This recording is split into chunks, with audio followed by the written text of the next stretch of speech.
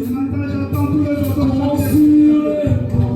Alléluia. La source avec son onde, livres et filles, son chant doux et léger. Oui, compare le bois, où la forêt profonde, chaude et j'entends tous les oiseaux chanter. Oui, comme sur les bancs, la source avec son onde, livres et filles, son chant léger. Mon cœur heureux, c'est qui à chaque instant, oh Dieu d'amour, que tu es mort. Mon cœur heureux, c'est qui à chaque instant, oh Dieu d'amour, que tu es grand. Dieu, tu es grand. Ce matin encore, nos cœurs sont tournés vers toi. Seigneur, ce matin, quand nous pensons à ce sublime mystère, un Dieu grand, un Dieu puissant, un Dieu au-dessus, Père éternel, Dieu qui a tout créé, a pu penser à nous. Seigneur, nous te sommes reconnaissants ce matin. Seigneur, je m'efface afin que ce matin, toi, tu puisses prendre la totalité de la place. Seigneur, que tout esprit qui ne confesse pas ton nom en ce lieu soit éloigné de nous au nom de Jésus-Christ de Nazareth. Tu es le seul capable de gloire à nous conduire. Je ne sais rien, je ne connais rien, mais Yahweh, en toi, tu as dit, oh Dieu, le roi, tu es derrière les paroles de tes serviteurs pour son accomplissement. Ce matin, je m'efface afin que toi, tu puisses prendre la totalité de la place. Ce matin, laisse, oh Dieu, le roi, que je sois cet instrument qui apportera, Père éternel, Dieu, la joie, la paix, l'amour, oh Dieu, le roi, dans le cœur de ton peuple. Utilise-moi encore, oh Dieu. Je m'abandonne à toi, Seigneur. Aussi longtemps que tu me donnes la vie et que tu m'as, oh Dieu, gloire, Yahweh, moi, tu m'as établi, tu m'as appelé ce matin pour que je puisse être, oh Dieu, gloire, l'esclave de ton peuple. Seigneur, laisse que ce peuple ne retourne pas comme il est venu. Que ce peuple reçoive, c'est ton Père éternel, Dieu, le venir chercher dans ce lieu. Non pas moi, oh Dieu, mais à ton nom, donne gloire. Que la majesté, la gloire, la révérence, oh Dieu, ne soit donnée qu'à toi et à toi seul. Et si, oh Père éternel, Dieu, ensemble, nous t'avons relevé, nous te disons merci, Seigneur Jésus. Merci Seigneur. Amen. Nous bénissons le Seigneur pour ce matin. Nous pouvons nous asseoir, prenons place de nous.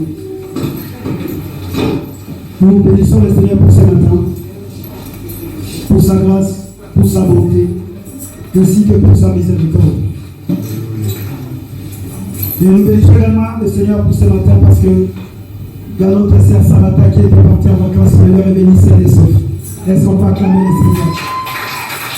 Merci Seigneur. Nous allons encore acclamer le Seigneur, notre humble serviteur, l'homme de Dieu, le frère Patrick, ainsi que toute sa famille. Ce matin, ils sont encore parmi nous. Est-ce qu'on peut acclamer le Seigneur?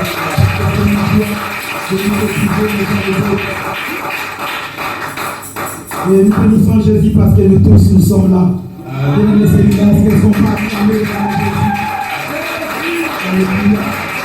Jésus?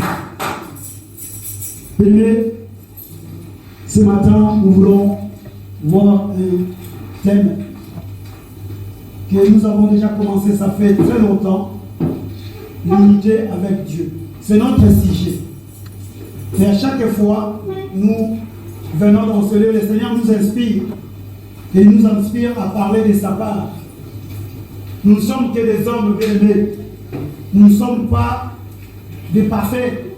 Mais ce que Dieu nous donne, c'est pour sa gloire. Alléluia.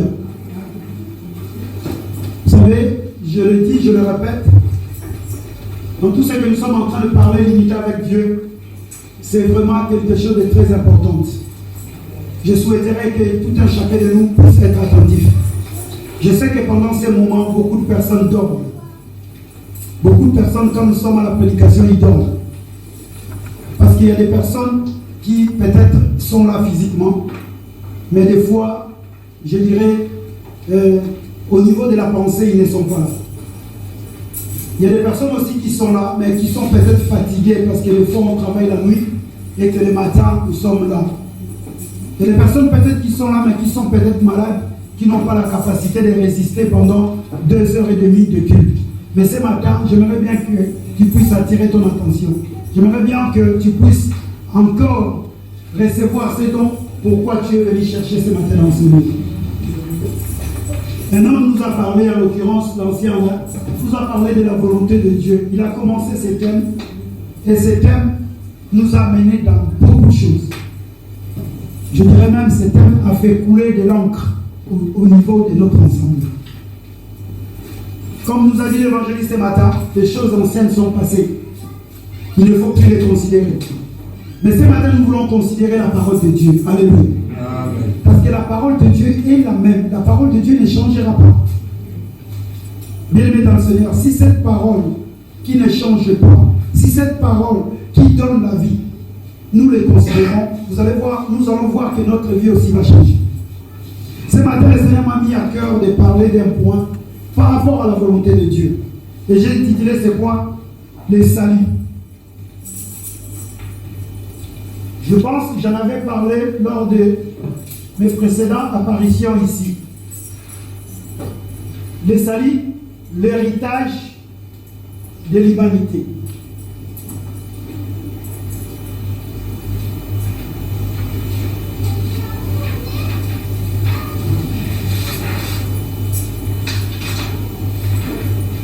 Le salut, l'héritage de l'humanité. Bien aimé, je vais dire une chose. Le salut, c'est aussi une des volontés de Dieu. Le salut, c'est quelque chose qu'on ne doit pas négliger. Donc nous ne pouvons pas parler de la volonté de Dieu que nous puissions omettre le salut. Non.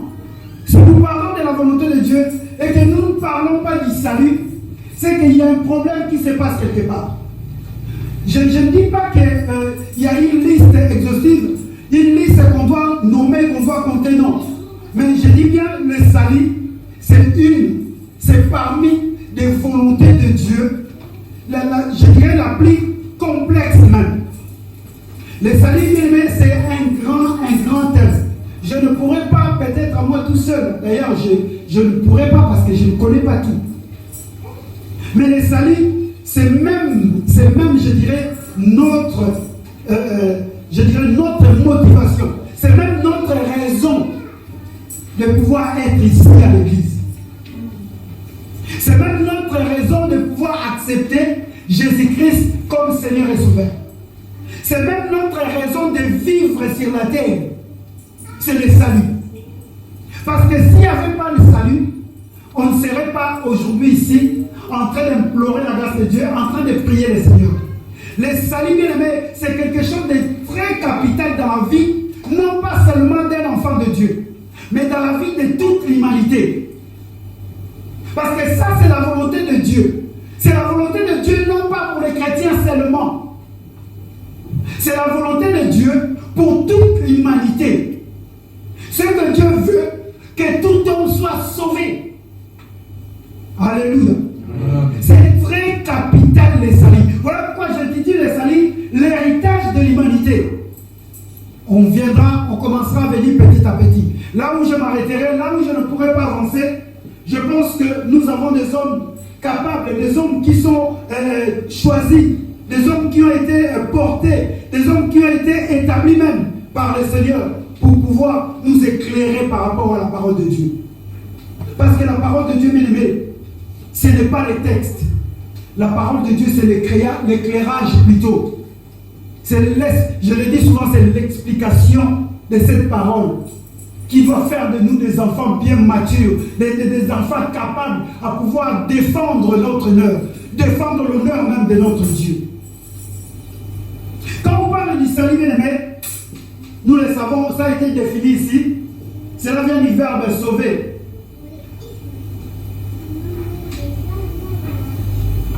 qui veut dire simplement écarter du danger. Écarter du danger.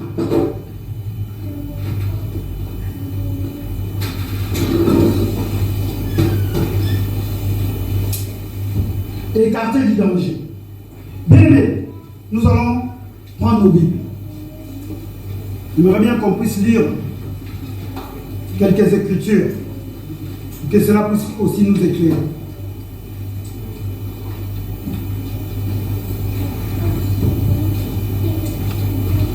Écarter du danger.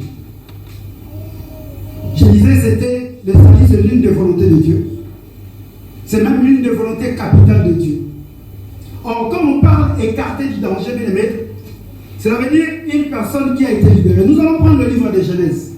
Allons-y dans le livre de Genèse. Genèse au chapitre 1.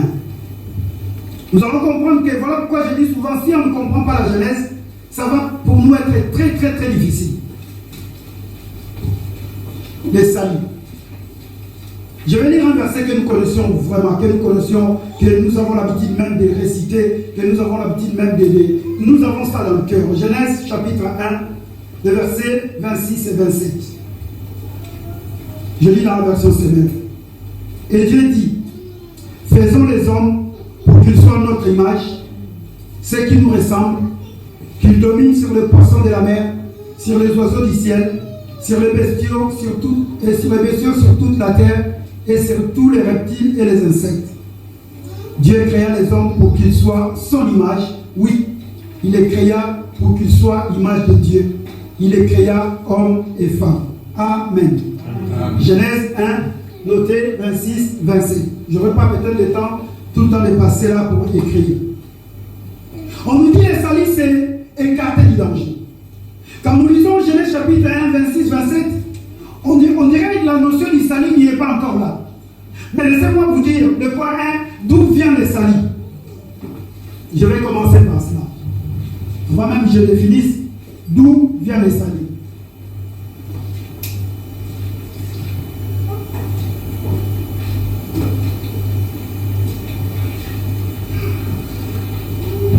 Nous pouvons dire bien le c'est que nous voudrions. Mais quand nous lisons la Genèse, nous allons comprendre que le salut vient de Dieu. Alléluia. Le salut vient de Dieu. Or, le salut, on nous dit c'est écarter du danger. On peut aussi le définir comme être délivré d'un danger, d'une menace, d'un péril ou de notre vie en danger. Alléluia. On peut aussi définir le salut comme une histoire de relation avec Dieu. Là maintenant peut-être tu ne le trouveras pas dans le dictionnaire, mais le salut c'est une histoire entre Dieu et nous. C'est une relation en fait. Le salut c'est une relation entre Dieu et nous. Voilà pourquoi nous disons l'unité avec Dieu c'est le salut en fait. Parce que le salut c'est une relation entre Dieu et l'homme. Et cela ne peut venir que de lui-même. Parce que dans le livre de Genèse au chapitre 1, la Bible dit, Dieu dit. C'est lui-même qui dit. Il dit, créons l'homme en quoi? Et en notre semence. Or, le salut, c'est une faveur. Le salut, c'est une faveur. Parce que le salut, bien aimé, ce n'est pas toi, ce n'est pas moi. Déjà, dès le commencement, Dieu fait une faveur à l'homme. Dieu a tout créé.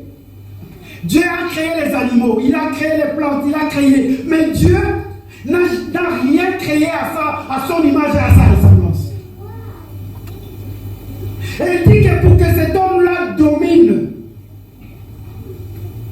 je ne vais même pas aller encore sur le mot dominer. Je vais rester sur le mot image et ressemblance. Quelle est l'image de Dieu? Quelle est la ressemblance de Dieu? Ça, ce sont des questions qu'on doit se poser. Parce que des fois, on dit simplement Dieu a créé l'homme à son image et à sa ressemblance. Quelle est l'image de Dieu? Quelle est la ressemblance de Dieu? Il y en a beaucoup de choses à dire là-dessus. Mais moi, je ne suis pas là. Et peut-être un jour, quelqu'un va nous étaler là-dessus l'image et la ressemblance. Si je rentre là-dedans, je pense que on va dormir là. Mais la seule chose que je vais te dire ce matin, l'image de Dieu, il est d'abord éternel. Alléluia. L'image de Dieu, il est tout puissant. L'image de Dieu, il ne connaît pas la mort. L'image de Dieu, il est au-dessus de toutes les choses. L'image de Dieu, il n'est pas en danger. Alléluia. Or, le salut, c'est écarté du danger. Donc, quand Dieu a créé l'homme, Dieu avait déjà donné le salut à l'homme. Je disais alléluia. Tu vas peut-être être bouleversé ce matin. L'homme a été créé avec son salut. Parce que l'homme devait vivre éternellement. Bien aimé, l'homme n'était pas en danger quand il a été créé. On lui dit, il va être créé à notre image. Donc l'homme n'était jamais en danger. Quand je parle du danger, souvent quand on parle du péril, c'est quelque chose qui nous amène à la mort. Ça peut être la mort physique, ça peut être la mort même spirituelle. Mais Dieu, quand il a créé l'homme, l'homme ne devrait pas mourir. Je disais alléluia. Voilà pourquoi dans Genèse 2, quand vous arrivez au verset 16, là-bas il lui dit non, l'homme que j'ai créé toi, écoute, je mets au devant de toi tous les arbres que j'ai mis pour toi pour manger.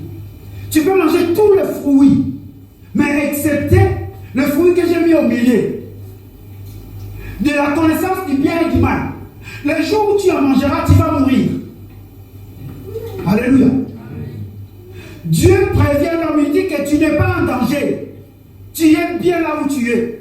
Tu es sain et sauf. Tu es éternel comme moi. Parce qu'il a été créé à la ressemblance de Dieu et à son image. C'est déjà le salut, bien aimé. C'est déjà le salut. L'homme était bien. Le salut, c'est avoir une relation, mais une relation fluide avec Dieu. Être uni avec Dieu, c'est le salut directement en fait. Je disais alléluia. Des fois on peut le prendre comme ça à la légère.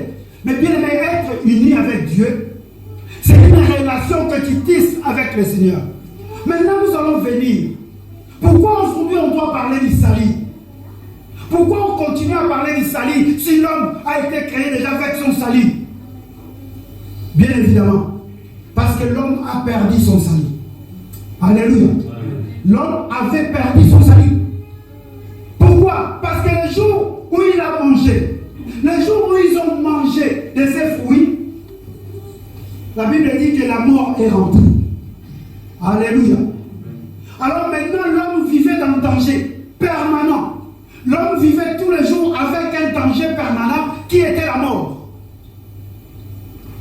Mais comme Dieu dans sa pensée, comme Dieu dans sa volonté, a créé l'homme à son image pour que l'homme puisse vivre éternellement, l'homme reconditionne, Dieu cherche à tout prix redonner à l'homme le salut qui est son héritage. Alléluia. Donc le salut, c'est l'héritage de l'humanité. Je ne parle pas des chrétiens. Je ne parle pas des croyants. Je ne parle pas, mais le salut, c'est l'héritage de toute l'humanité. C'est quoi un héritage? Est-ce que quelqu'un peut me dire c'est quoi un héritage? Vous êtes là les enfants? C'est quoi un héritage? Oh, les enfants, c'est quoi un héritage? Alléluia. Est-ce qu'on est d'accord? C'est quelque chose qu'on reçoit de son père. Je vais aller loin. C'est un patrimoine. L'héritage, c'est un patrimoine. C'est un don. C'est quelque chose que vous recevez que vous n'avez pas travaillé. Vous n'avez pas travaillé. Quand on parle de l'héritage, cela veut dire, toi, tu n'as pas travaillé. Ça peut être ton père, ça peut être ton oncle, ça peut être ta tante. Je parle maintenant physiquement. Ça peut être une personne qui a pensé à vous. Il a tel même patrimoine, il dit que bon, le jour où je vais mourir, mon héritage va être légué à mon chien. Il y a un milliardaire qui avait laissé son héritage à son chien. Je ne sais pas si vous n'avez pas regardé ces reportages-là. Les chiens, ils dormaient dans un lit. Moi, je rêve même de celui-là. Chaque matin, on prenait les chiens, on prend la brosse à dents, on lui brossait les dents. Avec des dentifrices, je ne sais pas à quel prix. Chaque matin, il y avait des bonnes. Il y avait des personnes qui étaient là pour échanger les draps du chien. Je vous dis une histoire vraie. Ils étaient là, au service du chien, parce que les chiens avaient reçu un héritage. Un patrimoine. Donc, c'est quelque chose que le chien n'a pas mérité. Attends vous-même, laissez l'héritage au chien. Non, je ne pense pas. C'est pour ça que Dieu est merveilleux. Dieu ne voulait pas laisser le salut aux animaux. Dieu a voulu simplement laisser le salut à l'homme qu'il a créé à son image. Donc c'est une grâce, c'est une faveur bien aimée. Le salut, c'est une faveur, ça vient de Dieu. Je disais alléluia.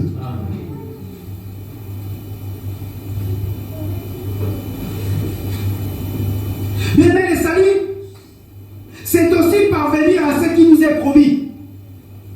Là, je suis en train de définir le salut. Le salut, c'est aussi parvenir à ce qui nous est promis. Qu'est-ce qui nous est promis? Un héritage. Si on parvient à cela, cela veut dire on a le salut. C'est aussi la victoire sur la mort sous toutes ses formes. C'est la victoire. Le salut, c'est aussi la victoire. C'est pour ça que c'est très important, bien aimé, de pouvoir savoir c'est quoi le salut.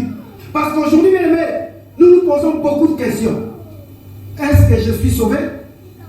Est-ce que j'ai été sauvé? Est-ce que je serai sauvé? Il y a beaucoup de personnes qui viennent dans l'église, qui sont chrétiens, qui sont croyants. Mais ils se doutent même s'ils sont déjà sauvés. Alors si je suis sauvé, pourquoi je viens à l'église? Ce sont les questions qui perturbent l'église aujourd'hui. Même les païens nous posent de ces questions. Vous dites que vous êtes déjà sauvé, mais qu'est-ce que vous allez faire à l'église? Ma sœur, tu es déjà sauvé, non? Qu'est-ce que tu veux faire à l'église? Ce sont les questions qu'on doit se poser. Le salut, c'est un thème très très complexe. Très complexe. Si on ne le comprend pas bien aimé, on risque même de s'enfoncer, on risque même d'abandonner la foi. Mais laisse-moi te dire, c'est un don. Laisse-moi te dire, c'est une faveur. Laisse-moi te dire, le salut vient de Dieu. C'est un patrimoine bien aimé. Et dans le salut bien aimé, il y a ce qu'on appelle l'ordre et le droit. Dans le salut, il y a ce qu'on appelle l'ordre et le droit. Je m'explique. Vous savez, beaucoup de personnes, quand ils lèguent un testament, quand ils donnent un héritage, vous allez mettre, il va mettre l'ordre. La voiture, c'est pour Alfie. Je parle de mes enfants. Comme si je laissais déjà un testament. Mes chaussures, c'est pour Alfie. Mais le compte en banque, c'est pour ma femme. Et quoi? Je ne sais pas. Mes outils de travail, bon, c'est pour Lisa. Je donne un exemple. Voilà. Donc, il y a un ordre. Alléluia. Et Dieu aussi, quand il nous donne le salut, il y a un ordre. L'ordre est là, bien aimé. On va venir petit à petit. Au-delà de cet ordre-là, bien aimé, il y a nos droits. Il y a les droits. Donc, ma fille Lisa, si moi je laisse un testament, même juridiquement parlant, elle a les droits de ce que moi j'ai écrit. Personne ne peut l'enlever. Alléluia. Donc nous avons droit. Mais nous devons savoir aussi par rapport à ce salut, il y a un ordre. Alléluia. J'ai droit, bien aimé, aujourd'hui de dire que c'est mon Dieu. Je peux faire ce que je veux. Je viens à la maison de Dieu, je dis, c'est aussi ma maison. Mais il y a un ordre. Je dis ça, alléluia. Il y a un ordre, bien aimé. Dans le salut, il y a un ordre et il y a les droits. C'est très capital. Sinon, ça ne sera plus le salut. Parce que c'est une relation. J'aimerais bien que tu retiennes ça. Le salut, c'est une relation entre l'homme et Dieu. Ne prenons pas simplement le salut que je suis sauvé. Non. Oui, les hommes ont bien défini. Bon, pasteur, un animal qui se trouve dans un trou, quand on vient de sortir, cet animal-là, qu'est-ce qu'on peut dire? Il est sauvé. Il est sauvé, non? N'est-ce pas? Il est sauvé du danger. Quand tu es malade et que tu es guéri, on va dire quoi? Tu es sauvé.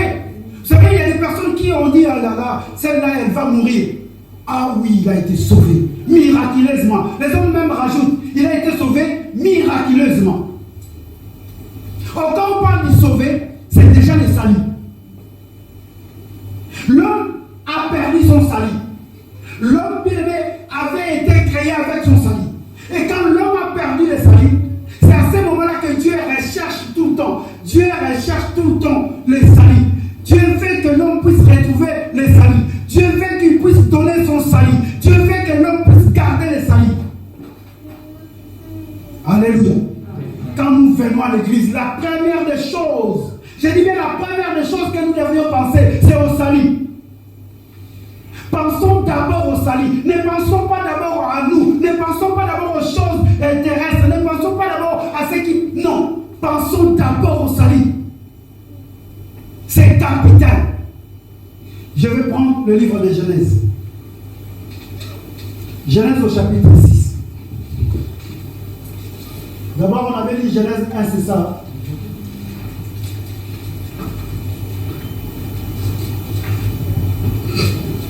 Je vais commencer par le verset 5.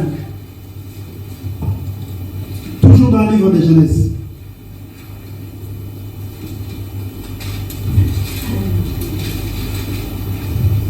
J'aimerais bien que quelqu'un puisse comprendre que le salut, c'est la vie éternelle. Regardez ce qui se passe dans le livre de Genèse au chapitre 6. Je commence par le verset 5. L'Éternel vit que l'Éternel vit que les hommes faisaient de plus en plus de mal sur la terre. À la longueur du journée, leur cœur ne concevait que le mal. Alors l'Éternel fit peiner d'avoir créé l'homme sur la terre. Et il a eu le cœur très affligé. Il dit alors, je supprimerai de la surface de la terre les hommes que j'ai créés. Oui, j'exterminerai les hommes et les animaux jusqu'aux bêtes qui se mettent à ras de terre et aux oiseaux du ciel, car je regrette de les avoir faits. Mais Noé obtint la faveur de l'Éternel. Mais Noé obtint la faveur de l'Éternel. Alléluia. Amen. Dieu décide. Pourquoi? Parce que la relation entre Dieu et les hommes était tellement brisée. Donc le salut n'y était plus. Comprenez mon langage? J'aimerais bien que vous compreniez. Le salut, c'est la relation entre l'homme et Dieu. Et ce n'est pas n'importe quelle relation, c'est la bonne relation. Voilà pourquoi la Bible nous dit que quand le Seigneur reviendra, trouvera-t-il de la foi? Or, quand on parle de la foi, on parle de la relation que l'homme a avec son Dieu. On parle de la foi comme nous dit le livre de Hébreux chapitre 36, là où on dit que la foi, c'est être agréable à Dieu. Alléluia. Donc la foi, c'est avoir une bonne relation avec Dieu. Et c'est ça le salut. Mais Dieu voit que dès le commencement, l'homme qui avait le salut, qui l'avait perdu, mais cet homme-là ne s'est pas arrêté là. Dieu multiplie de manières. Dieu met même un plan pour que l'homme soit sauvé. Mais l'homme continue encore à pécher, continue encore à être méchant, continue encore. La Bible dit, à la longueur de la journée, son cœur ne méditait que les mal. Ça veut dire quoi? Donc, constamment, quand on dit à la longueur de journée, cela veut dire constamment, l'homme quand il marchait, constamment et inarrêtablement, l'homme ne pensait qu'au mal. Alléluia. Dieu maintenant décide d'éradiquer l'homme. Dieu décide d'exterminer l'homme sur la terre. Mais comme il est Dieu, il ne se répand pas de ce qu'il dit. Comme il est Dieu, il nous aime. Bien aimé, laissez-moi vous dire, Non, Dieu est merveilleux. Dis à ton frère, ta soeur, Dieu est merveilleux. Si Dieu considère ce que nous sommes, non, il n'y aura pas de salut. Il n'y aura personne qui va être sauvé. Parce que là, nous sommes là. Moi, je suis en train de prêcher, non? Mais ce que j'ai fait hier, est-ce que quelqu'un le sait? Mais Dieu le sait. On vient ici, on danse, on chante. Mais c'est que notre cœur médite. La Bible dit l'homme méditait le mal à la longueur du journée. C'est que notre cœur médite. Bien aimé, si ça ne dépendait que de nous, le salut n'y est pas. C'est un don de Dieu. C'est un don de Dieu. Alléluia. Je disais Alléluia. Voilà pourquoi on doit considérer le Seigneur. Mais même si tu sens que, même si tu vois que, parce qu'aujourd'hui c'est quoi qui nous empêche? Oh là là là là, je vois que le pasteur, non, il est tellement méchant. Non, considère d'abord l'œuvre de Dieu. Que Dieu te bénisse, évangéliste. Ne considère pas le passé. Bien évidemment, il ne faut pas me laisser comme ça. Je disais alléluia. Il ne faut pas laisser un homme qui est en train de faire du mal, il faut lui laisser aller dans le mal. Non. La Bible dit dans le livre de Proverbes 12, lisez le premier verset. Celui qui aime la connaissance, il aime aussi la correction. Celui qui veut grandir doit aimer la correction. Si tu n'aimes pas la correction, tu n'aimes pas non plus la connaissance. Or, la connaissance, c'est Dieu. Parce que Dieu dit, mon peuple périt faute de connaissance. Quelqu'un qui n'aime pas la correction, il est en train de périr. Il est en train de mourir. Donc, il est en train de manquer de salut. Je disais alléluia. Un enfant à la maison qui n'accepte pas qu'on le corrige, cet enfant doit devenir délinquant un jour. Il risque de devenir délinquant. D'ailleurs, la Bible le dit, un papa qui ne corrige pas ses enfants, c'est un papa illégitime. Alléluia. Illégitime. Donc Dieu nous corrige. Et nous les hommes aussi entre nous, bien aimés, il faut que nous acceptions la correction. Je ferme cette parenthèse. Dieu veut que l'homme soit sauvé. Maintenant, Dieu met un plan. Le salut, c'est le plan de Dieu. Le salut, c'est le plan de Dieu. D'où vient le salut? Le salut vient de Dieu. Il vient de Dieu, le Père, il vient de Dieu, le Fils, il vient de Dieu, le Saint-Esprit. Vous allez me dire qu'il y a 3 dieux. Non, il y a un seul Dieu. Alléluia. On va venir tout doucement. Mais simplement, ce sont ses attributs. C'est les attributs de Dieu. Il est Père, il est Fils, il est Saint-Esprit. Mais c'est lui-même. Il n'y en a pas deux. Alléluia. Nous ne sommes pas là comme parler de la Trinité, comme on nous a appris de prier notre Père, au nom du Père, au nom du Fils et du Saint-Esprit. Non. Nous on prie au nom de Jésus. Le seul nom qui nous a été donné. Et il n'y a que par son nom qui a le salut. Nous dit la Bible dans le livre des Actes des Apôtres, au chapitre 4. Nous allons venir, nous allons lire ces écritures-là. Il y a le salut en aucun autre nom, si ce n'est au nom de Jésus. Mais pourquoi je dis le salut dans le Père, dans le Fils et dans le Saint? C'est les Écritures qui nous montrent que le salut vient de Dieu lui-même. J'avais dit l'autre fois les 3 dimensions du salut.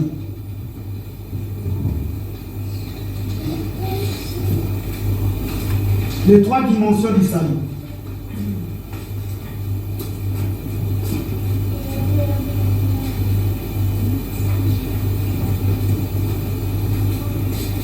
Est-ce que quelqu'un a déjà compris c'est quoi le salut? Alléluia.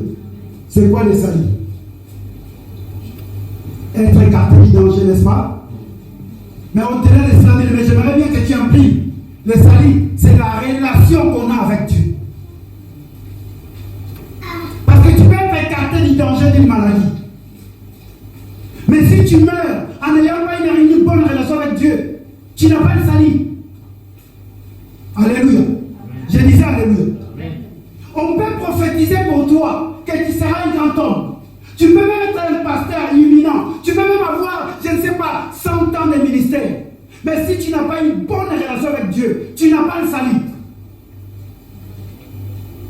Parce que ce que Dieu veut, la volonté de Dieu par rapport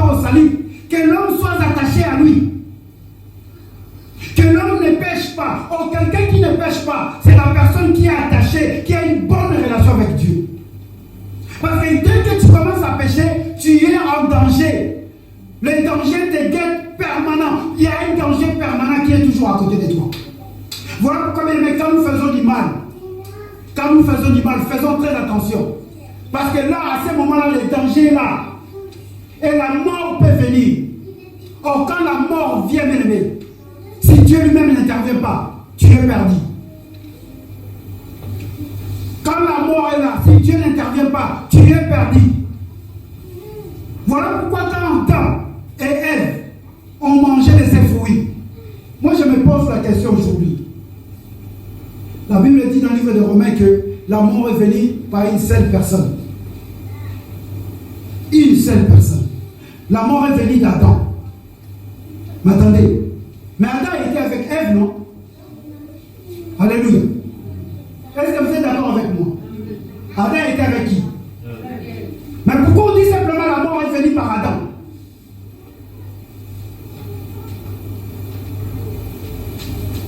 Pourquoi? Posons-nous des questions. Moi, je ne suis même pas de la famille d'Adam. Mais on dit quand je suis né directement, je rentre dans le péché d'Adam. Et quand on voit même bien, ce n'était pas Adam qui avait commencé. C'était Ève. Mais Dieu ne voit même pas Ève, il dit non, c'est toi Adam. Bien, mais il y a une chose. Que ce soit le salut. Parce que le salut, c'est la vie éternelle. Que ce soit le péché, la mort, qui nous empêche de pouvoir vivre le salut. Dieu ne regarde qu'une seule personne. Alléluia. Alléluia.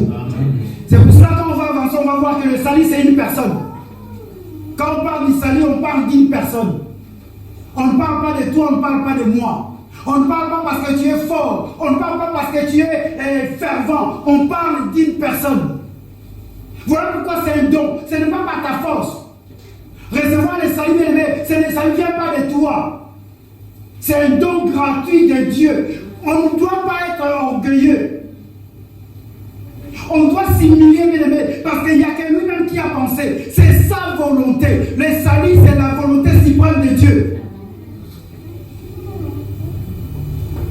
Nous sommes en train de nous battre, non, c'est que le frère Samuel a fait, ce n'est pas la volonté de Dieu. Bien aimé, considérons d'abord la volonté de Dieu. Avant même de parler aux autres, considérons d'abord la volonté de Dieu. Parce que la volonté de Dieu, bien aimé, nous sommes là pour le considérer et nous sommes là, bien aimé, pour l'appliquer. Nous sommes là pour la considérer, pour la recevoir et nous sommes là pour l'appliquer. C'est ce que Dieu veut. Après, bien évidemment, il y a beaucoup de choses qui en découlent. Il y a beaucoup de choses par rapport à la volonté de Dieu. Il y a beaucoup de choses. On peut parler du matin au soir, on peut parler même toute l'année de la volonté de Dieu. Que Dieu bénisse son serviteur. C'est très important. Pourquoi Adam? Parce qu'Adam était le représentant juridique de l'humanité. Je dis, juridiquement parlant, Adam est notre représentant. Donc, quand Dieu regarde toute l'humanité, il voit une seule personne. Et même jusqu'à aujourd'hui, quand Dieu nous regarde, quand il regarde toute l'humanité, il voit une seule personne. Et il voit toujours Adam. Parce qu'il y a le premier Adam et il y a le deuxième Adam. Alléluia. Est-ce que quelqu'un est en train de me comprendre? Quand Dieu nous regarde, il ne te voit pas, il ne me voit pas. Mais il voit le deuxième Adam qu'on appelle Jésus-Christ de Nazareth. Parce que le premier Adam n'a pas pu, bien aimé, conserver le salut.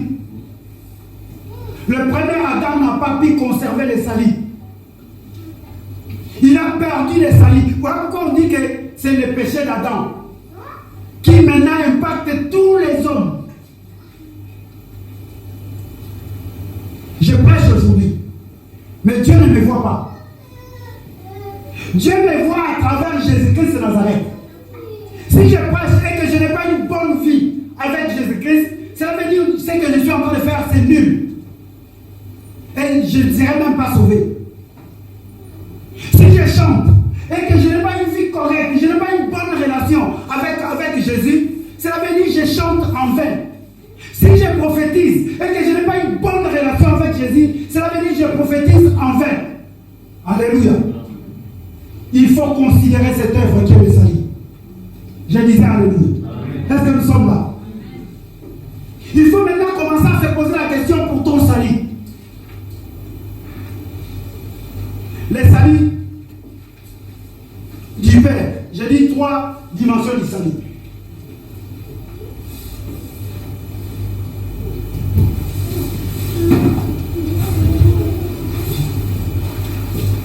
Je vais venir peut-être. Nous avons dit que le salut c'est l'héritage, n'est-ce pas? Ah, c'est pour toute l'humanité.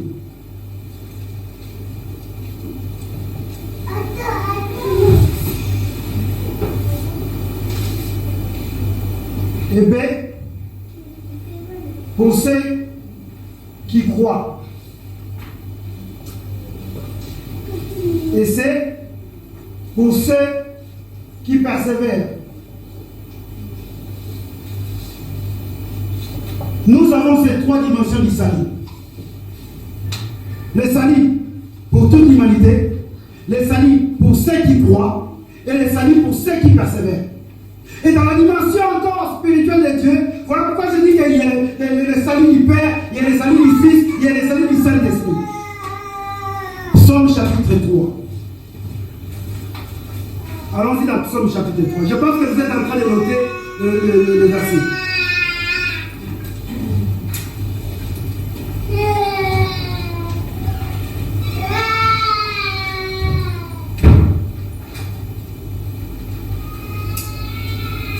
Regarde ce qu'il dit la Bible.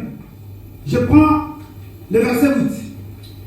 Dieu est en train de parler du salut, de son salut.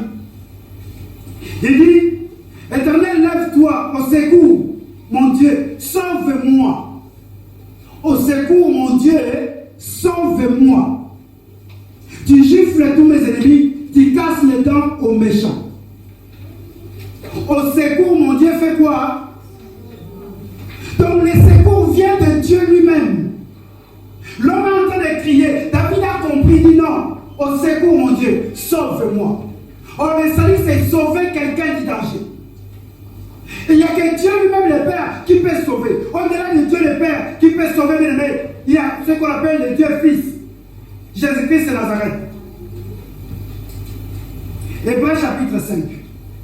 Ça, je suis en train de passer rapidement pour que nous puissions comprendre que le salut vient de Dieu. Allons-y dans Hébreux chapitre 5. Regardez ce qu'il nous dit le verset 9. Et c'est parce qu'il a été ainsi amené à la perfection, lui là c'est Jésus, qu'il est devenu pour tous ceux qui lui obéissent, qu'il est devenu pour tous ceux qui lui obéissent, l'auteur d'un salut éternel. Alléluia. Il est devenu pour qui? Est-ce qu'on est là? Je remonte le verset 7. Regardez ce qui est écrit. Ainsi, au cours de sa vie sur terre, Jésus, avec des grands cris et des larmes, a présenté des prières de supplication à celui qui pouvait le sauver de la mort. Et il a été exaucé à cause de sa soumission à Dieu. Bien qu'étant fils de Dieu, il a appris l'obéissance par tout ce qu'il a souffert. Et c'est parce qu'il a été ainsi amené à la perfection qu'il est devenu pour tous ceux qui lui obéissent l'auteur d'un salut éternel. Le salut du Fils. Dieu sauve, Jésus également sauve. Alléluia. Je disais Alléluia. Vous allez me dire non, pasteur, mais donc il y a Dieu, il y a aussi Jésus, il y a aussi, je ne sais pas, Samuel. Non. On est en train de nous démontrer, en tant que Père, il sauve. En tant que Fils, il sauve. Et en tant que Saint-Esprit, il fait quoi? Éphésiens chapitre 4. Allons-y dans Éphésiens. C'est très important que nous connaissions ces choses, bien. Parce que si nous n'avons pas les saluts, si nous ne comprenons pas les saluts, nous allons commencer à venir à l'église, nous allons chanter, nous allons danser. Mais après, bien aimé, nous n'allons pas nous comporter comme des enfants de Dieu dignes de ce nom. Éphésiens chapitre 4. Regardez ce que nous dit Paul. Nous allons lire le verset 30. Il dit, n'attristez pas le Saint-Esprit de Dieu, car Par cet esprit, Dieu vous a marqué de son sceau comme sa propriété pour le jour de la délivrance finale. N'attristez pas le Saint-Esprit de Dieu, car par cet esprit, Dieu vous a marqué de son sceau comme sa propriété pour le jour de la délivrance finale. La délivrance finale, c'est le salut. Alléluia. Donc Dieu n'attristez surtout pas le Saint-Esprit. Nous allons voir maintenant que le salut, c'est un don, mais le salut commence à être aussi un devoir. Le salut commence aussi à être quelque chose que nous devons travailler. La Bible dit n'attristez pas le Saint-Esprit. Car c'est un sceau que Dieu nous a marqué pour le jour de la délivrance finale, pour le salut. Donc nous avons le salut pour toute l'humanité, pour ceux qui croient et pour ceux qui persévèrent. Et moi, le salut pour toute l'humanité, je l'ai appelé le salut passé ou le salut du passé. Le salut du passé. Ça, c'est moi qui le dis. Ne va pas chercher dans la Bible parce que tu ne le trouveras pas. Parce qu'un prédicateur, normalement, quand il est en train de passer le message, il a aussi des mots. Il a aussi des termes, bien aimés. Voilà pourquoi moi je demande même. Bon, Dieu peut faire grâce. Mais normalement, à un homme qui doit se lever, qui doit prêcher, il doit avoir ne serait-ce qu'une petite capacité de connaissance. Parce que quand il va expliquer, vous savez, des fois c'est des termes. Aujourd'hui, la parole de Dieu est détruite. Aujourd'hui, la parole de Dieu est saccagée à cause des hommes, des fois qui utilisent mal les termes qu'ils lisent dans la Bible. Alléluia. Je disais alléluia.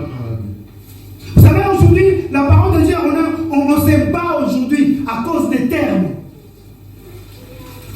À cause des termes. Parce que quand on n'a pas une révélation, ou quand on n'a pas une connaissance, ou quand on n'a pas la capacité de comprendre ce qui se dit, on transmet comme ça la parole de Dieu. On transmet comme ça. Donc il faut aussi l'homme qui nous explique la parole, qu'il ait la capacité de comprendre déjà. Parce que nous lisons le français. Mais en Angleterre, ils lisent en anglais. Si on n'arrive pas à comprendre un mot, juste si on enlève un mot dans son contexte, ça devient un prétexte. Je disais à lui. C'est très important.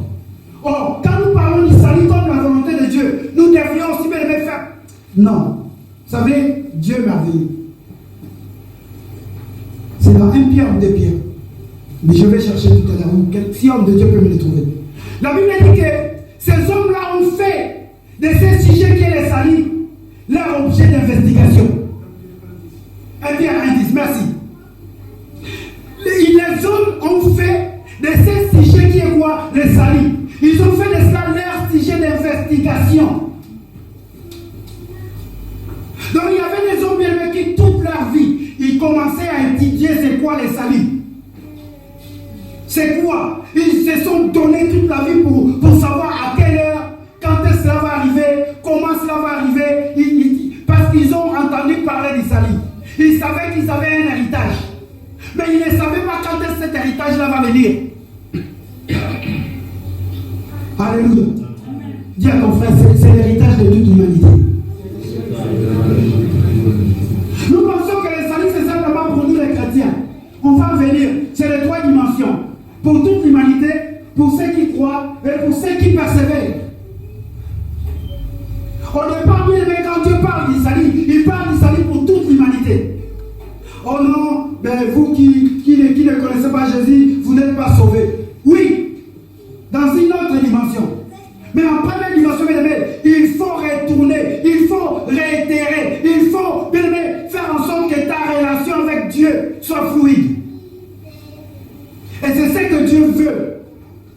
Dieu veut que ta relation avec lui soit fluide. C'est la volonté de Dieu. Le salut, c'est la volonté de Dieu. Parce que si tu pêches, c'est la mort. N'est-ce pas la Bible qui le dit? Le salaire du péché, c'est quoi? Mais le don gratuit de Dieu, c'est quoi? Vous le connaissez, non? Romains 6. 23. Nous lisons beaucoup cela.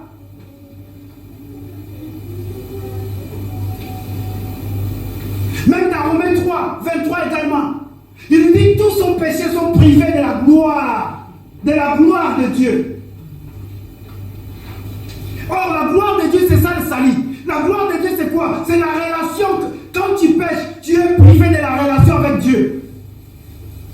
Il n'y a pas autre chose. Vous savez, le péché, c'est la privation de la relation avec Dieu. Quand tu es comme ça, quand tu continues à pécher, toi qui viens à l'église, mais tu ne parles pas à ton frère, tu ne parles pas à ta sœur. Bien aimé, on va un jour, on va rester comme ça. Tu dis, mais j'ai été déjà sauvé. Oui, tu as été sauvé. Ça, c'est un don. C'est la première dimension du salut. C'est un don. C'est Dieu lui-même qui l'a fait. C'est lui-même qui a réalisé le plan. C'est lui-même qui a exécuté le plan. Et c'est lui-même qui a accompli le plan. Personne n'a fourni d'effort. Ni toi, ni moi. Quand l'homme a péché, vous savez la première des choses que Dieu a fait? Est-ce que vous le savez? L'homme a voulu par ses efforts c'est racheté. Parce que quand l'homme a péché, directement l'homme et la femme ont reconnu, ont vu qu'ils étaient nus. Je disais alléluia. L'homme s'est précipité, il a pris des feuilles, il s'est couvert la nudité. Ce n'est pas l'homme qui avait demandé à Dieu de nous couvrir. Et Dieu est allé tuer un animal. Il a versé le sang. C'est le salut bien-aimé. C'est Dieu lui-même qui... Ça, c'était pour toute l'humanité. Ce n'était pas pour les chrétiens. Parce que Dieu a créé l'homme à son image et à sa ressemblance. Donc Dieu a apporté déjà le salut. Vous savez, l'image que Dieu a tué une bête, le sang a coulé. Et il a pris la peau de l'animal, il a couvert l'homme. C'est le salut. Donc Dieu a apporté, Dieu a écarté l'homme du danger. La preuve en est bien aimée. Quand Adam et Ève ont péché, ils étaient morts. Or, la Bible, Dieu leur avait dit, le jour où vous mangerez ça, vous allez mourir. Physiquement, ils n'étaient pas morts. Mais spirituellement, ils étaient écartés de Dieu. Ils étaient écartés de Dieu. C'est ça que Dieu appelle la mort. Voilà pourquoi le jour où Lazare meurt, Dieu quand il vient, on lui dit, mais l'ami que tu aimais, celui qui tu aimes tant, est malade. Il dit non, cette maladie n'est pas pour la mort. Jean chapitre 11, lisez les Écritures. Il arrive devant les sœurs de Lazare, devant la foule. Il vient encore leur mettre la plaie, le doigt dans la plaie. Il dit non, Lazare il dort. Or, quelqu'un qui dort, il est dans le sommeil, n'est-ce pas? Il peut à tout moment se réveiller, n'est-ce pas? Quelqu'un qui meurt ne se réveille pas. Mais quelqu'un qui dort, il peut à tout moment se réveiller.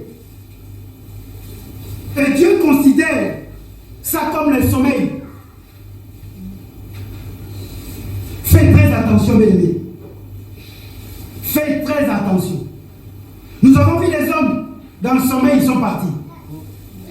Alléluia. Même si Dieu dit qu'il sommeille, il va revenir. Mais faites très attention. Si Dieu lui-même ne revient pas, ou si tu ne reprends pas une bonne relation avec Dieu, tu meurs dans ton sommeil. Tu meurs. On nous disait que beaucoup de personnes, des fois, meurent dans leur sommeil. D'ailleurs, on a entendu une histoire parler, soi-disant, le musicien, le fameux musicien Michael Jackson, il a voulu un peu se reposer, la dose était trop. Des médicaments qu'il prenait, voilà pourquoi il est mort. Beaucoup de personnes meurent par overdose. Il veut prendre de la drogue pour qu'il puisse somnoler un peu. Directement, il part. Dieu lui-même établit toutes les choses. Dieu lui-même a commencé à concevoir les saluts. Le fait déjà de tuer l'animal, le fait de verser le sang. Et c'est ce que Jésus-Christ de Nazareth est venu faire. Pour nous donner le salut. Alléluia. Je disais alléluia. Dans cette dimension du salut de l'humanité, tu n'as rien à faire. Je n'ai rien à faire. Il n'a rien à faire. propose. C'est Dieu lui-même qui amène le salut. C'est Dieu lui-même qui accorde le salut à l'humanité. Voilà pourquoi on dit, moi, Samuel, j'ai dit, le salut passé. Le salut du passé, bien aimé. C'est parce qu'après la chute, Dieu a mis un processus, un plan pour sauver l'homme, sans que l'homme puisse faire quoi que ce soit. Sans que l'homme puisse toucher à quoi que ce soit. Dieu nous a amenés au salut.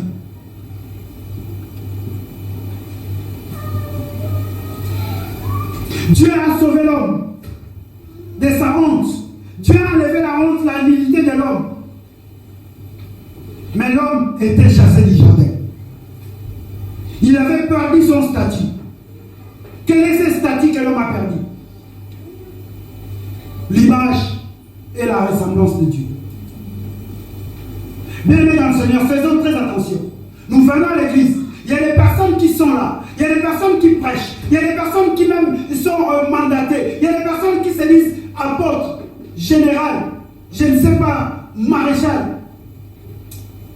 Mais ils ont déjà perdu leur statut.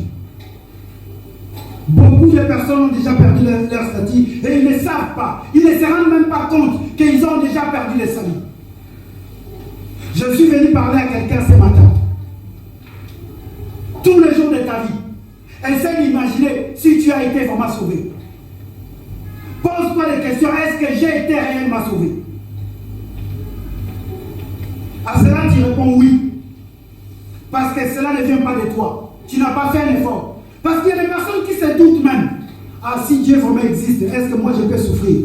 Non. Tu as été sauvé du danger. La chose la plus importante, c'est que tu as été sauvé du danger. Alléluia.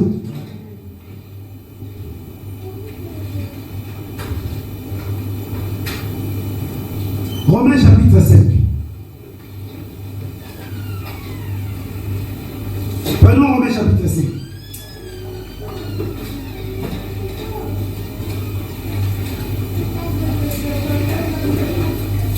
Maintenant, je vais évoluer.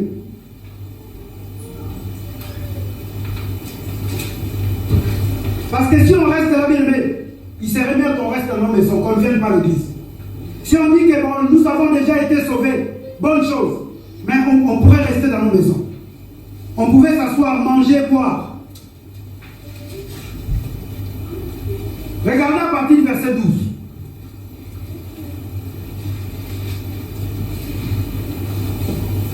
Par un seul homme, Romains 5 à partir du verset 12. Par un seul homme, le péché est entré dans le monde, et par le péché, la mort. Et ainsi, la mort a atteint tous les hommes, parce que tous ont péché. En effet, avant que Dieu ait donné la loi de Moïse, le péché existait bien dans le monde. Or, le péché n'est pas pris en compte quand la loi n'existait pas. Et pourtant, la mort a régné depuis Adam jusqu'à Moïse, même sur les hommes qui n'avaient pas commis une faute semblable à celle d'Adam, qui est comparable à celui qui devait venir. Mais, il y a une différence entre la faute d'Adam et le don gratuit de Dieu. En effet, si la faute d'un seul a eu pour conséquence la mort de beaucoup, à bien plus forte raison, la grâce de Dieu accordée gratuitement par un seul homme, Jésus-Christ, a surabondé pour beaucoup. Quelle différence aussi entre les conséquences du péché d'un seul et les dons de Dieu. En effet, le jugement intervenant à cause d'un seul homme a entraîné la condamnation. Mais le don de grâce intervenant à la suite de nombreuses fautes a conduit à l'acquittement. J'aimerais bien que tu soulignes ça. Cela a conduit à l'acquittement. Le salut de ceux qui croient. Bien aimé, pour être acquitté, il faut qu'un prix soit payé, n'est-ce pas? Alléluia. Le salut comme un acquittement. Le salut de qui croit, quiconque croit. Là maintenant, je suis venu dans la deuxième dimension. Moi, j'appelle ça le salut du présent.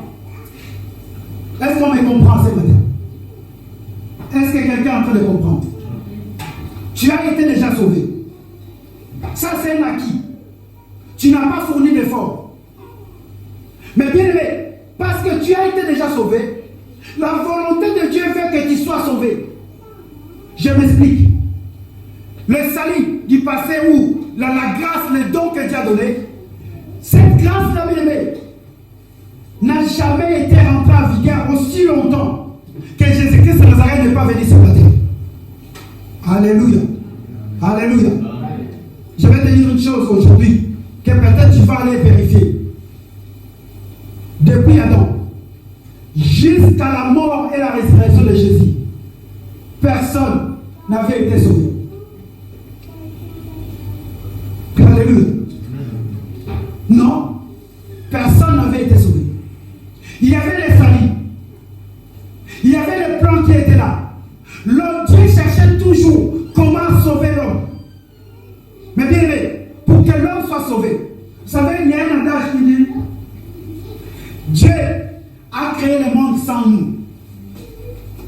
Mais Dieu va sauver l'homme avec l'homme.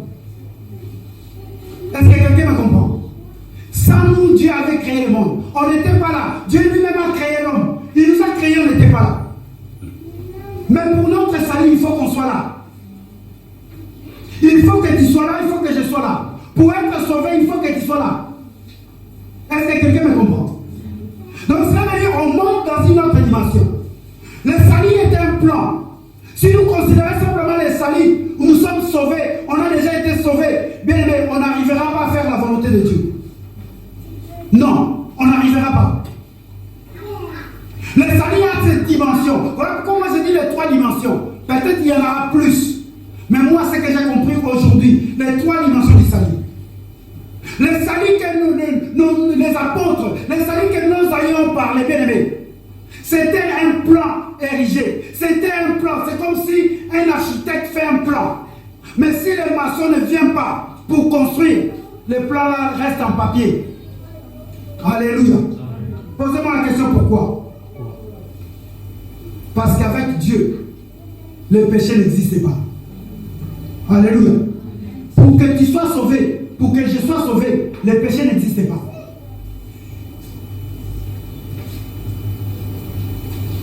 Dieu le permet.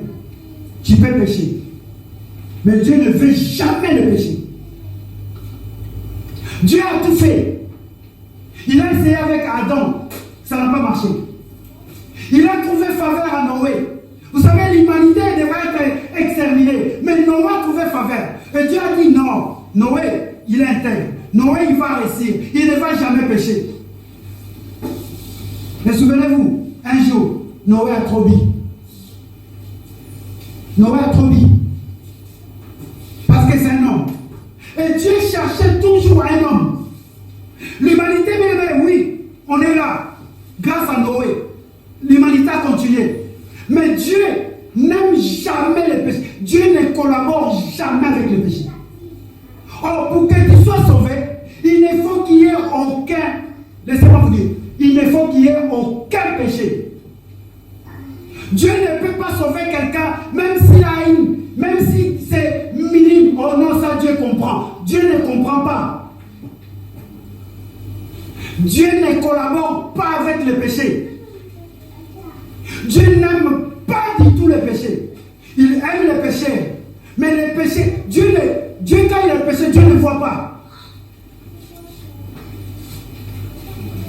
Bien évidemment, il permet. Tu es permis de pouvoir aller faire tes péchés, de pouvoir tuer, de pouvoir. Mais Dieu, de sa propre volonté, Dieu n'aime jamais. Mais quand je dis jamais, Dieu ne voit jamais les péchés. Voilà pourquoi ce jour-là, il a pris la décision lui-même. Il dit, s'il y a un homme qui peut vaincre les péchés, c'est moi-même. Et il a pris le corps d'un homme. Il est descendu. La Bible dit, il n'a commis aucun. Est-ce que nous sommes là? Il n'a commis aucun. Donc tu n'es pas sauvé parce que tu es pasteur. Non. Tu n'es pas sauvé parce que tu es, je ne sais pas, apôtre. Non. Tu n'es pas sauvé parce que tu es docteur. Non. On est sauvé parce que par un seul homme qui nous dit, Romains chapitre 5. Comme la mort est venue par un seul homme, le salut aussi est venu par un seul homme. Donc quand Dieu regarde, Quand Dieu veut voir les salis, il ne te voit pas. Il ne me voit pas. Il voit Jésus-Christ de Nazareth homme. Alléluia. Voilà pourquoi la relation que tu as entre toi et Jésus, c'est ça qui permet que tu puisses avoir les salis. Est-ce que quelqu'un me comprend? Pour ceux qui croient, c'est ça, bien aimé. Si tu confesses de ta bouche, et si tu crois dans ton cœur que Jésus-Christ de Nazareth est Seigneur Sauveur, tu seras quoi? Cela ne vient pas de nous. Donc arrêtons de nous enorgueillir. Arrêtons, bien aimé, de pouvoir se taper la patrie. Arrêtons, bien aimé, de pouvoir se dire que non, moi, c'est moi, non, il n'y a pas de moi. Dès le commencement, jusqu'à aujourd'hui, Dieu ne regarde qu'une seule personne. Il avait mis sa confiance en Adam, mais il a vu qu'Adam ne pouvait rien faire. Et depuis ce temps-là, quand nous regardons le prophète, Dieu cherchait toujours un homme. Dieu, même s'il dit que David, c'est l'homme selon mon cœur, mais Dieu n'a pas sauvé le monde par David. Je disais à nous, Dieu ne pouvait jamais sauver le monde par David. Maintenant, comment on est sauvé? Parce qu'il y a déjà un plan qui a été érigé. Les saluts du passé. Parce qu'il y a déjà un plan. Donc, la Bible dit dans le livre de Colossiens, chapitre 2, à partir du verset 13, 12, 13, 14. Lisez. On nous dit quoi? L'acte dont les ordonnances nous condamnaient a été quoi? L'acte dont les ordonnances nous condamnaient a été... Merci Seigneur. L'acte a été effacé. Mais bien aimé, si cet acte-là a été effacé, et que toi aujourd'hui, tu n'as pas une relation avec Jésus, l'acte a été effacé pour tout le monde. C'est comme si on a promulgué une loi. On a dit que bon, la loi à partir d'aujourd'hui, parce que tout le monde a droit. Tout le monde a droit. Mais bien aimé, si toi tu ne te présentes pas, tu n'auras pas ces droits-là. Alléluia. Même ici dans le monde, vous savez, quand vous allez, vous savez, surtout nous, excusez-moi les termes, nous qui venons, qui arrivons dans ce pays, nous oublions beaucoup de nos droits. Nous ne connaissions pas parce que nous n'allons jamais aller nous poser des questions. Nous n'allons jamais aller chercher. Oh, on a dit que dans cette ville de Nice, pour avoir des papiers, c'est difficile. Est-ce que tu connais tes droits? Parce que l'héritage, c'est un droit. Est-ce que tu le connais, ces droits-là? Si tu ne vas pas vers ces droits-là, si tu ne vas pas les chercher, jamais tu auras ces droits-là. Alléluia. Donc le salut, c'est dans la dimension du présent. Toute personne doit croire en Jésus. Parce que le salut vient de nous. On va lire ce texte-là. J'aime bien beaucoup, j'aime cela. Actes chapitre 4. Acte 4.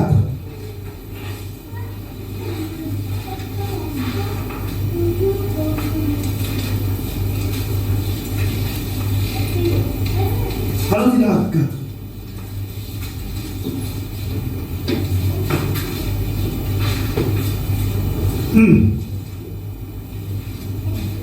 En même temps que je me trouve. Verset 11 et 12, je pense. 12. Voilà. Je commence par le verset 11. Il est la pierre rejetée par les constructeurs, par vous, et qui est devenue la principale à l'angle de l'édifice. C'est en lui seul que se trouve le salut. Dans le monde entier, Dieu n'a jamais donné le nom d'aucun autre homme par lequel nous devions être sauvés. Aujourd'hui, peut-être je vais m'arrêter là. En lui seul. Donc le salut ne vient pas par ton pasteur. Alléluia. Le salut ne vient pas par ton frère, ni par ton mari, ni par ta soeur. Non. Le salut vient de Dieu. Alors maintenant, je suis venu te parler. Si aujourd'hui tu as été attristé, si aujourd'hui tu as été affligé, si aujourd'hui tu as des problèmes, il y a un seul nom. Il y a une seule personne. Et son nom, c'est Jésus-Christ de Nazareth. Tu veux un jour être sauvé. Tu as été sauvé. Mais il faut que tu sois sauvé aujourd'hui. Comprenez mon langage. Tu as été sauvé. Il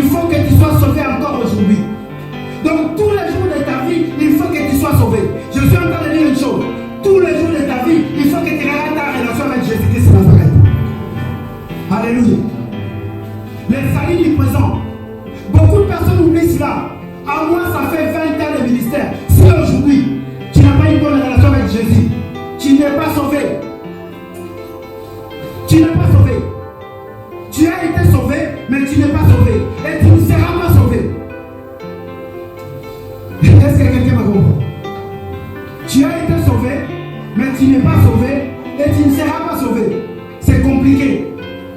Voilà pourquoi nous devrions faire très attention par notre manière de se comporter, par notre manière de parler, par notre manière d'agir, par notre manière de fonctionner. La volonté de Dieu est que tu aies une bonne relation avec Jésus. Alléluia. La volonté de Dieu est que tu aies cette relation fluide avec Jésus. Tu as été sauvé, oui. L'acte dont les ordonnances de condamnés a été effacé. Mais bien aimé, si tu t'arrêtes là, si tu te restes là, bien aimé, tu vas pleurer un jour.